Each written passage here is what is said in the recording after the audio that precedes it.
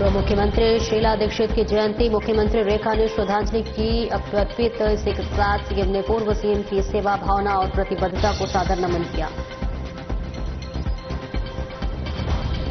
दिल्ली के छात्रों को मुख्यमंत्री रेखा ने दी सौगात, सीएम रेखा ने ट्वीट कर दी जानकारी। 10वीं और 11वीं के छात्रों को मिलेगा फ्री में लैपटॉप। विक्रम संवत और चैत्र नवरात्रि पर दिल्ली विधानसभा में भव्य कार्यक्रम, मुख्यमंत्री रेखा ने किया दीप प्रज्वलित। कई मंत्री और विधायक गण भी रहे मौजूद।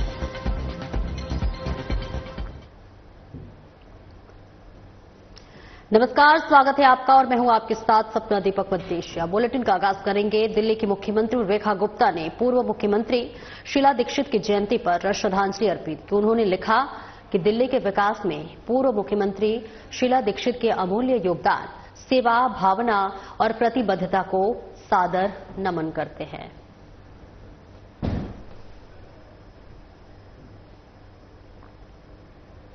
और वहीं दिल्ली के मुख्यमंत्री रेखा गुप्ता ने ट्वीट कर जानकारी दी है कि मुख्यमंत्री डिजिटल शिक्षा योजना के तहत कक्षा 10वीं की बोर्ड परीक्षा के आधार पर 11वीं के शीर्ष 1200 मेधावी छात्रों को निःशुल्क लैपटॉप दिए जाएंगे। डिजिटल शिक्षा को सशक्त बनाने के लिए 7.5 करोड़ का बजट आवंटित किया गया है, जहां हर छात्र को आगे बढ़ने का अवसर मिलेगा और ये मुख्यमंत्री का संकल्प है।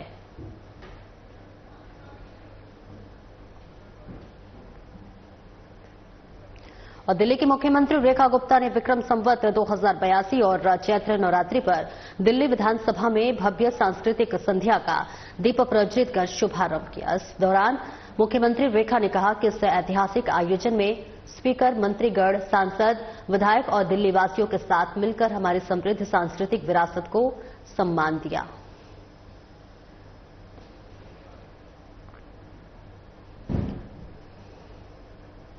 और वही हिंदू नव वर्ष 2025 विक्रम संवत के मौके पर आयोजित सांस्कृतिक कार्यक्रम में दिल्ली विधानसभा अध्यक्ष विजेंद्र गुप्ता, दिल्ली की मुख्यमंत्री रेखा गुप्ता सहित बीजेपी के अन्य नेता शामिल हुए।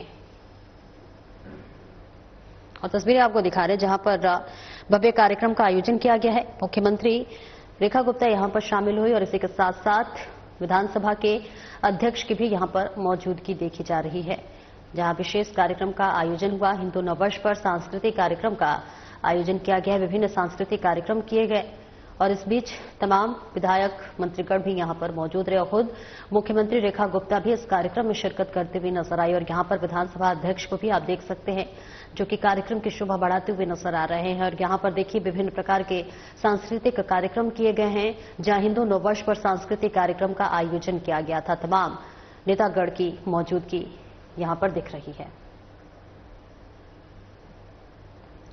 और वहीं आज दिल्ली बीजेपी एसटी मोर्चा की ओर से प्रदेश कार्यालय पर राजस्थान दिवस समारोह आयोजित हुआ, जिसमें दिल्ली बीजेपी अध्यक्ष वीरेंद्र सचदेवा शामिल हुए। उन्होंने सभी को राजस्थान दिवस की बहुत बहुत बधाई और शुभकामनाएं दी। इस कार्यक्रम में दिल्ली की मुख्यमंत्री रेखा गुप्ता भी शामिल हुई।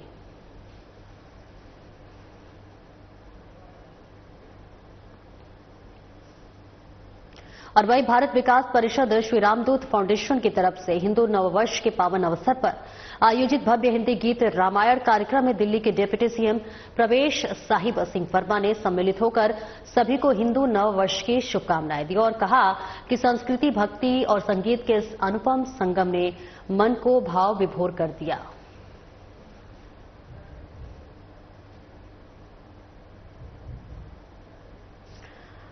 और देखिए हिंदू नववर्ष का पावन अवसर पर तमाम तरह के कार्यक्रम आयोजन किए जा रहे हैं, जहां पर ये दिल्ली से तस्वीरें आपको दिखा रहे हैं, जहां पर श्री रामदूत फाउंडेशन के कार्यक्रम का यहां पर आयोजन किया गया है।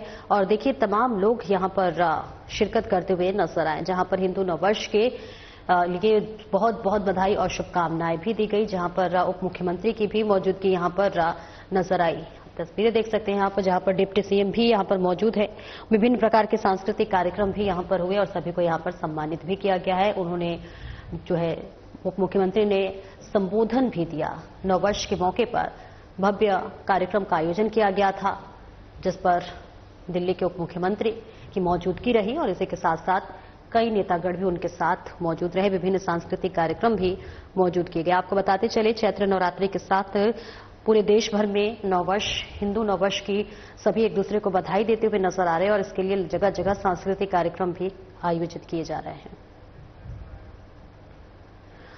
आगे बढ़ेंगे, जहां जनता दर्शन कार्यक्रम में दिल्ली के कैबिनेट मंत्री रविंद्र सिंह इंद्राज शामिल हुए। इस दौरान उन्होंने कहा कि जनता दर्शन कार्यक्रम माध्यम से जनता से सीधा संवाद कर उनकी समस्याओं को समझने और समाधान का मार्ग प्रशस्त करने का अवसर मिला।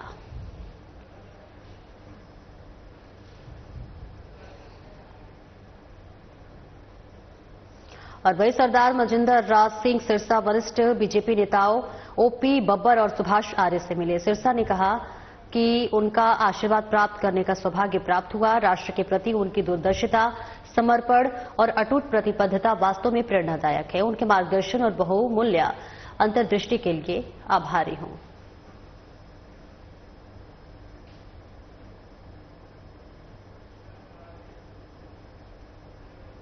और वही दिल्ली के कैबिनेट मंत्री मनजिंदर सिंह सिरसा ने सोशल मीडिया के माध्यम से सभी को ईद उल फितर की शुभकामनाएं दी है। उन्होंने लिखा कि आइए इस विशेष अवसर को एक दूसरे के प्रति प्रेम और सद्भाव के साथ मनाएं और एकता और शांति स्थापित करने का संकल्प लें।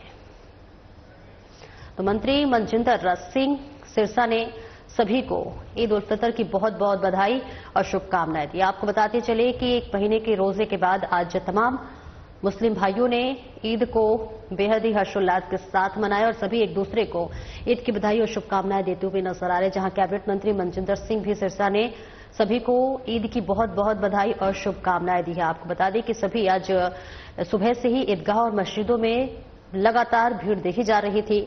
सभी आज नमाज पढ़ते हुए नजर आए और इसी के साथ साथ बताते चले कि कैबिनेट मंत्री मनजिंदर सिंह ईद के मौके पर सभी को ईद उल फितर की शुभकामनाएं दी। जहां उन्होंने एक अपने सोशल मीडिया के माध्यम से तस्वीर शेयर की और सभी मुस्लिम भाइयों को, सभी देशवासियों को ईद उल फितर की बहुत बहुत बधाई और शुभकामनाएं देते हुए नजर आई। ये तस्वीरें हम आपको दिखा रहे हैं जहां पर कैबिनेट मंत्री ने अपने ट्विटर सोशल मीडिया के जरिए सभी को ईद की बहुत बहुत बधाई और शुभकामनाएं दी हैं। और वहीं कैबिनेट मंत्री पंकज कुमार सिंह ने नवरात्रि के दूसरे दिन ट्वीट किया। उन्होंने ट्वीट कर कहा कि चैत्र नवरात्रि के पावन द्वितीय दिवस के अवसर पर मां ब्रह्मचारिणी की कृपा से हर घर में खुशियों का वास हो, सभी का जीवन सुख, समृद्धि और आरोग्यता से अभिसिंचित हो। यही प्रार्थना है कि आदिशक्ति मां भगवती की द्वितीय स्वरूप मां ब्रह्मचारिणी का आशीर्वाद सभी भक्तों पर सदैव बना रहे।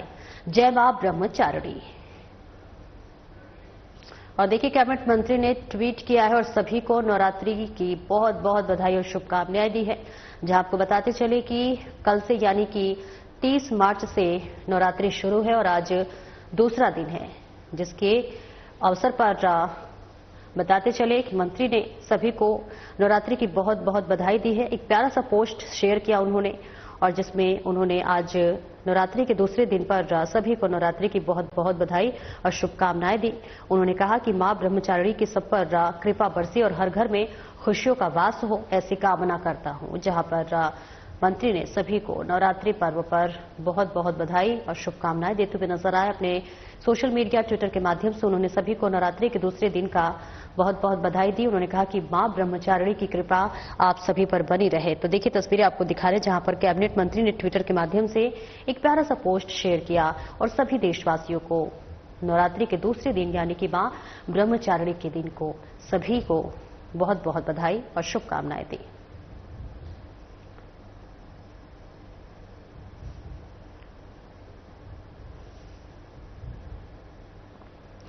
और दिल्ली के कैबिनेट मंत्री मनजिंदर सिंह सिरसा को डीएसजीएमसी की तरफ से सम्मानित किया गया। इस दौरान उन्होंने कहा कि मुझे मिले गर्मजोशी भरे स्वागत और अपार सम्मान के लिए विनम्र और आभारी हूं। साथ ही इस सम्मान के लिए उन्होंने डीएसजीएमसी के अध्यक्ष हरमीत सिंह, कालका गुरप्रीत सिंह खन्ना और पूरी डीएसजीएमसी टीम को धन्यवाद किया। इस दौरान विधायक सतीश उपाध्याय भी वहां पर मौजूद रहे। इसको लेकर मंत्री मनजिंदर सिंह सिरसा ने उनकी गरिमा में उपस्थिति के लिए उनका आभार जताया और साथ ही कहा कि आपका अटूट समर्थन और प्रोत्साहन मुझे हमारे समुदाय के लिए और भी अधिक समर्पण के साथ काम करने के लिए प्रेरित करता है।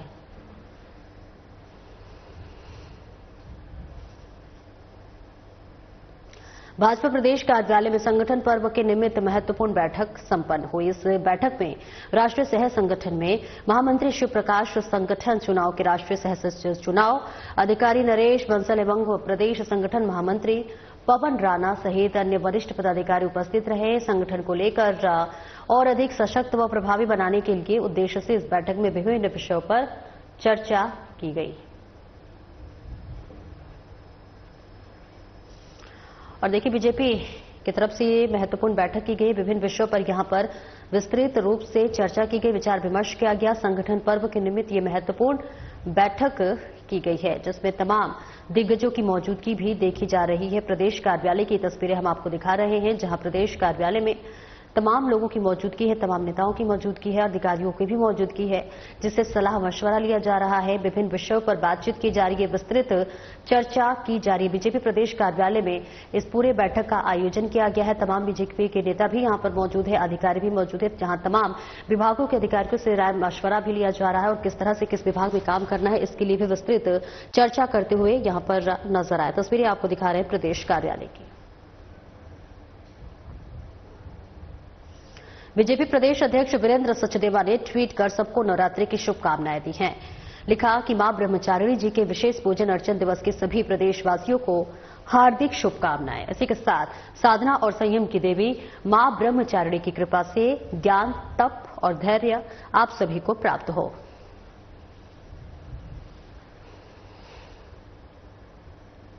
और वहीं जनकपुरी विधानसभा अंतर्गत महावीर एनक्लेव ऑफिस में जनता दरबार का आयोजन हुआ। जनता दरबार में कैबिनेट मंत्री आशीष सूद ने शिरकत की है, जहां पर जनता से भेंट कर स्थानीय समस्याओं को अति गंभीरता से लिया एवं त्वरित समाधान का आश्वासन दिया। तो देखिए, दिल्ली में जनता दरबार का आयोजन हुआ है। आशीष सूद ने सभी लोगों की फरियाद सुने, समस्याएं सुनते हुए नजर आए, जहां कैबिनेट मंत्री जनता दरबार में भी शामिल हुए और जो तमाम फरियादी थे, फरियाद लेकर आए हुए थे, वो अपनी समस्या को साझा करते हुए यहां पर नजर आए और इसी के साथ साथ यहां पर उन्हें आश्वासन दिया कि जो भी उनकी समस्या है सबका समाधान होगा। दिल्ली सरकार के कैबिनेट मंत्री कपिल मिश्रा ने सोशल मीडिया पर पोस्ट किया। उन्होंने लिखा कि दिल्ली विधानसभा में पहली बार हिंदू नववर्ष मनाया गया।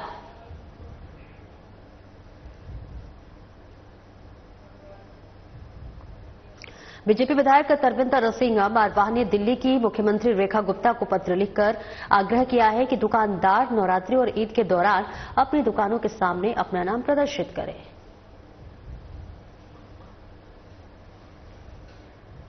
और देखिए, तस्वीरें आपको दिखा रहे हैं, जहां पर एक खास अपील की गई है। सही नाम प्रदर्शित करने की यहां पर मांग की जा रही है, जहां पर आपको बताते चले कि मुख्यमंत्री से यह आग्रह किया गया है। बीजेपी विधायक ने मुख्यमंत्री रेखा गुप्ता से यह आग्रह किया है कि नवरात्रि के दिन और ईद के दिन जो अपनी अपनी दुकानों पर सभी दुकानदार स्वामी अपना नाम लिखें और इसके लिए अपील की जा रही है मुख्यमंत्री रेखा गुप्ता से, जिसकी तस्वीरें हम आपको दिखा रहे हैं, जिसके जरिए अपील की गई है। दिल्ली के कैबिनेट मंत्री रविंद्र इंद्रराज सिंह भव्य अभिनंदन समारोह में उपस्थित हुए। गुरु रविदास विश्व महापीठ दिल्ली प्रांत एवं भारतीय जाटो महासभा मादीपुर की ओर से आयोजन किया गया था। और वहीं चैत्र नवरात्रि के साथ ही देश भर में हिंदू नववर्ष का भी आगमन हो गया है। हिंदू नववर्ष के उपलक्ष्य पर देश भर के लोगों में एक अलग ही उत्साह का माहौल दिख रहा है। इसी को लेकर दिल्ली के मंगोलपुरी में एक धार्मिक कार्यक्रम का आयोजन किया गया, जहां भारतीय संस्कृति के प्रसार के मकसद से हिंदू नववर्ष का जश्न मनाया गया। इस खास मौके पर महादेव सेना के राष्ट्रीय अध्यक्ष पंकज नंदा ने हिंदू नववर्ष के महत्व को समझाया। उन्होंने कहा कि इस कार्यक्रम का उद्देश्य है कि लोगों में भारतीय संस्कृति को बढ़ावा दिया जाए और जिस प्रकार 1 जनवरी को पश्चिमी नववर्ष को धूमधाम के साथ मनाया जाता है, उसी तरह हिंदू नववर्ष का भी जश्न मनाया जाए। सेना द्वारा सबसे पहले पूरे विश्व में जितने भी भारतीय हैं उनको भारतीय नववर्ष की बहुत बहुत बधाई और शुभकामनाएं। माता भगवती के चैत्र मास के नवरात्रों की बहुत बहुत बधाई। इन्हीं दोनों उत्सव को मनाने के लिए महादेव सेना दिल्ली प्रदेश द्वारा आदरणीय शंकर सैनी जी प्रदेश अध्यक्ष और इनकी पूरी टीम द्वारा ये कार्यक्रम को आयोजित किया गया। इसका मकसद है कि जिस प्रकार से हम लोग 31 जनवरी के बाद 1 जनवरी का पश्चिमी देशों का जो नववर्ष है पूरे विश्व में धूमधाम से मनाते हैं। और जो हमारी भारतीय संस्कृति है, जिसकी धुरी के ऊपर पूरा विश्व टिका हुआ है, जो सारे विश्व को कुछ ना कुछ अच्छा रास्ता दिखाती है, उसको लोग भूलते रहे हैं। उसको ना भूलें, बैक टू बेसिक, जो अपनी प्राचीन विरासत है भारत की, उसको दोबारा याद दिलाया जाए और मजबूती से कायम रखा जाए। इसके लिए भारतीय नववर्ष को मनाया जा रहा है बड़ी धूमधाम से, ताकि आने वाली जो जनरेशन है वो भी अपनी प्राचीन सभ्यता को जान पाए और माता भगवती का आशीर्वाद पूरे विश्व को प्राप्त है, तभी दुनिया चल। और एशिया की सबसे बड़ी आजादपुर सब्जी मंडी में अधिकारियों की मिलीभगत से हफ्ता वसूली का खेल जारी है। चाय बेचने वाले अवैध अंडे संचालकों और अवैध अड्डे संचालकों और सब्जी व्यापारियों से 2 से 5 हजार रुपए तक वसूले जा रहे हैं। रकम न देने पर उनका सामान जब्त कर उन्हें परेशान किया जाता है। प्रशासन के भ्रष्टाचार से व्यापारियों में रोष है। और तस्वीरें आपको आजादपुर से दिखा रहे हैं, जहां लगातार अवैध रूप से वसूली की जा रही है। दुकानदारों से 2 से 5 हजार रुपए तक यहां पर रकम वसूले जा रहे हैं। जहां पर बताते चले कि आजादपुर सब्जी मंडी की ये तस्वीर है, जहां पर लगातार अवैध रूप से वसूली जारी है। लगातार दुकानदार को परेशान किया जा रहा है और बताया जा रहा है कि ये अधिकारियों की मिलीभगत है, जिस वजह से तमाम दुकान संचालकों को यहां पर परेशान किया जाता है और अगर वो रकम नहीं देते हैं तो उनके सामान को जब्त कर लिया जाता है। लगातार इसके लिए कई बार उन लोगों ने आवाज भी उठाई, लेकिन कोई भी नहीं सुन रहा, जिस वजह से लगातार आए दिन इन्हें कई तरह की दिक्कतों का सामना करना पड़ रहा है। आज नहीं हुआ, 2 दिन पीछे घटना घटी है। क्या घटना घटी थी? परसों घटना ये घटी, हम दुकान पे अपने चीज हम मासा पूरी करते हैं जी, तो हम लहसुन बेच रहे थे जी। अच्छा। तो हम ग्राहक को तोड़ रहे थे, तो उसने एक व्यक्ति आया पीएमसी का नाम बोल करके और कांटा उठा के, कांटा वजन वेट होते होते वो लेके चला गया जी। पीएमसी के जो अधिकारी आए थे, क्या आपको उनका नाम पता है? क्या नाम? नाम तो नहीं पता जी, लंबे जैसा व्यक्ति है। उन्होंने क्या कहा आपसे? क्या हम हमें कुछ नहीं बोला वो। उन्होंने क्या कहा? हम एपीएमसी से सीधा वो कांटा उठाया वो लेके चले गए सर। उससे पहले वार्निंग दे रखे थे। आपका भी तो फर्ज बनता था कि भाई एपीएमसी अधिकारी तो हमें आई कार्ड दिखाइए। बस सर इतना हम लोग को बुद्धिजीवी तो नहीं। नागलोई पीडब्ल्यूडी रोड पर जलभराव की समस्या को ध्यान में रखते हुए नाले की सफाई का कार्य प्रारंभ कर दिया गया है। ये सफाई अभियान क्षेत्र में जल निकासी को सुचारू करने और सड़क पर पानी जमा होने की परेशानी को खत्म करने के उद्देश्य से किया जा रहा है।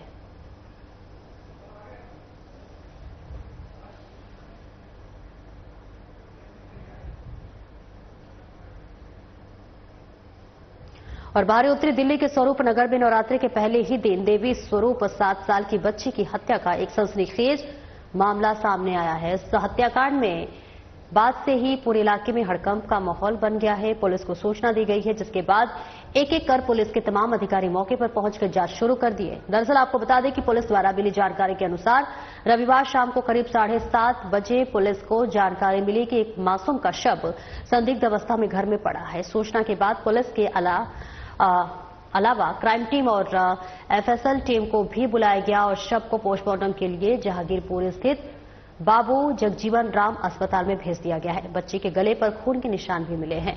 पुलिस टीम ने घर के आसपास लगे सीसीटीवी की जांच की और सीसीटीवी फुटेज में मृतक के पिता, जिनका नाम प्रेम सिंह है, और एक रंजीत की पहचान की गई है। पुलिस द्वारा मिली जानकारी के मुताबिक परिवार करीब 1 साल से इसी मकान में रह रहा है। बच्ची के माता पिता ने लव मैरिज की थी, लेकिन पिछले कुछ समय से दोनों के बीच विवाद चल रहा था। फिलहाल अभी तक यह खुलासा नहीं हुआ है कि इस वारदात को अंजाम क्यों दिया गया है।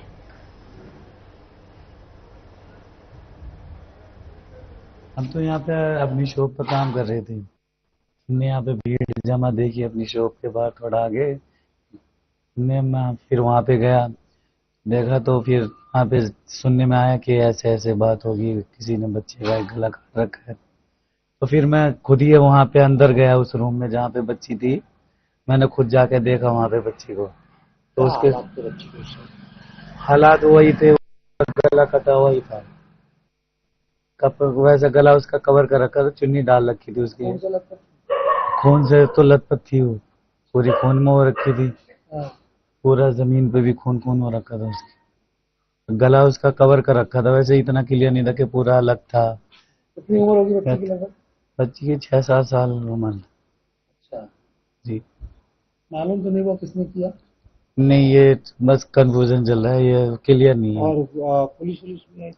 पुलिस तो सब अधिकारी आए थे, बढ़िया है, सोचे से लेके सब अभी ये कुछ ऐसी 7:30 का टाइम था, तो यहाँ पे बहुत ज़्यादा भीड़ जमा हुई थी। तो मैं भी गया वहाँ पे देखने, तो अंदर जान नहीं दिया, वहाँ पे बहुत ज़्यादा ही भीड़ थी कुछ। तो सुनने में आया कि यहाँ पे कुछ मर्डर हुआ है बच्ची का, छोटी बच्ची थी 7 साल की। तो वाकई फिर पुलिस आ गई, पुलिस ने अपना जो काम करा, वहाँ की बॉडी को फिर ले गए पुलिस वाले एम्बुलेंस में डाल के। आज तो नवरात्र का पहला दिन है। जी, आज तो पहला ही दिन है नवरात्रि का, ये तो नहीं।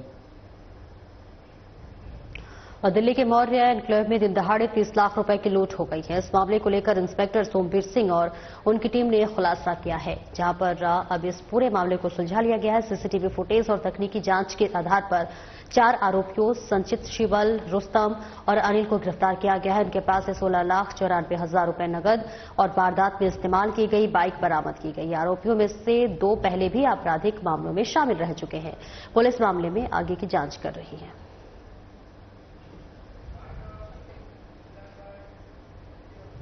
फिलहाल इस बुलेटिन में इतना ही। दीजिए इजाजत। नमस्कार।